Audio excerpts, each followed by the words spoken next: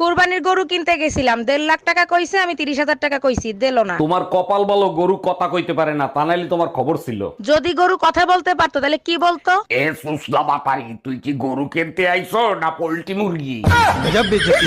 শালার এক গাদা জল খাইয়ে মুইতে মজাই আলাদা। ও মিস্টার, আরে মেয়ে ছেলের আওয়াজ হেঁটে ফেলালো না কে? কি বলেন?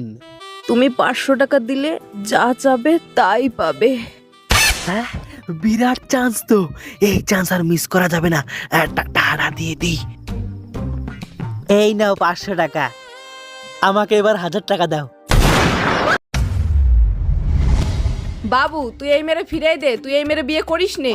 তোর বাবা তোর জন্য যে মেয়ে দেখছে সে আরো অনেক রূপবতী। কিন্তু মা, আমি যারে বিয়ে করে আনছি সে যে আবার গর্ভবতী।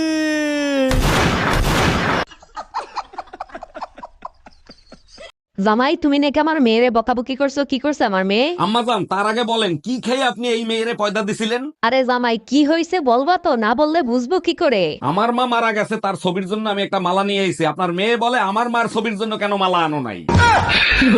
আরে একটা মায়া দেখো আমার জন্য, বিয়া করব, সংসার করব, পিটানি দিব সামান্য, দেখো আমার জন্য।